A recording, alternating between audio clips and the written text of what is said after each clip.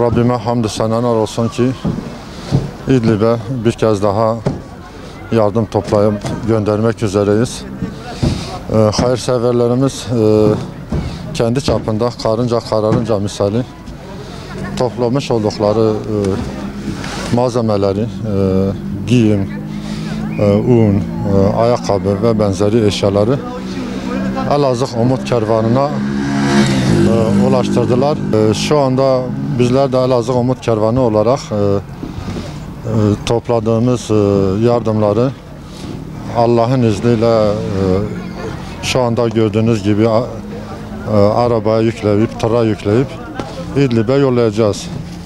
İdlib'de mağdur, muhtaç, fakir duruma düşmüş insanların yardımına Elazığ Türkiye'den yardımlarına koşuyoruz. Onlara yardım eli uzatıyoruz. Bizler Elazığ Umut Kervanı olarak sadece Türkiye'de değil, dünyanın her yerinde Umut Kervanı olarak yardım çalışmalarımız oluyor. Bildiğimiz gibi Elazığ hakikaten büyük bir deprem yaşadı. Bu deprem sonrasında yine koronavirüs denen bir hastalıkla karşılaştık. Bizler bu süreç içerisinde yine Umut Kervanı olarak yerimizde durmadan Rabbimizin izniyle, Rabbimizin verdiği güç nispetinde çalıştık, mücadelemizi verdik. Pandemi dolayısıyla dışarı çıkamayan insanlarımıza yardım ulaştırdık. Ve şu anda hayırseverlerimizin vermiş oldukları yardımları bizler de Elazığ Umut Kervanı olarak bir emanetçi olarak İdlib'e yollamak üzereyiz. Rabbim bu hayrı esirgemeyen, bu hayrı bize ulaştıran hayırseverlerimizin hayırlarını kat kat kendi emrinde kabul etsin. Yani şu anda kolilerimizde yani hazırlamış olduğumuz malzemeler içeriğinde özellikle çocuk ayakkabı, çocuk elbisesi, çocuk çorabı, bayan etek, bayan mont, erkek ceket, erkek pantolon, erkek mont, bayan ve erkek çocuklar için ayakkabı, büyükler için ayakkabı, elbise.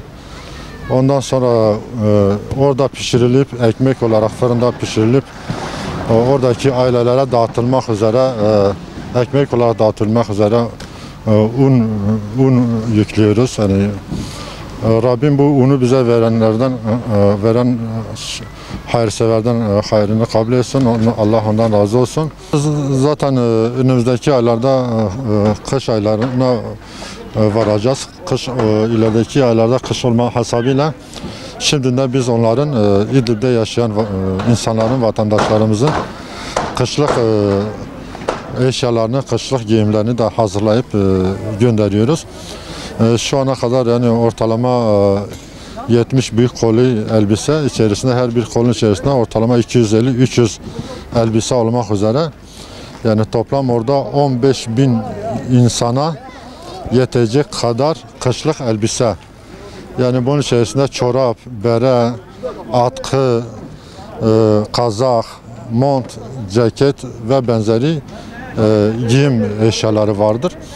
Bunun yarı sıra yani orada dediğimiz gibi fırında pişirilip ekmek haline getirilecek şekilde 75 torba un göndereceğiz inşallah.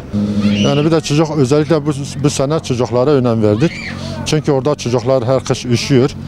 Yani çocuklar üşümesin adı altında hayırseverlerimizin vermiş olduğu bu yardım kampanyası çerçevesinde hayırseverlerin vermiş olduğu kışlık çocuk ayakkabı, elbise, bot, mont, atkı ve bere olmak üzere onlara yollayacağız inşallah.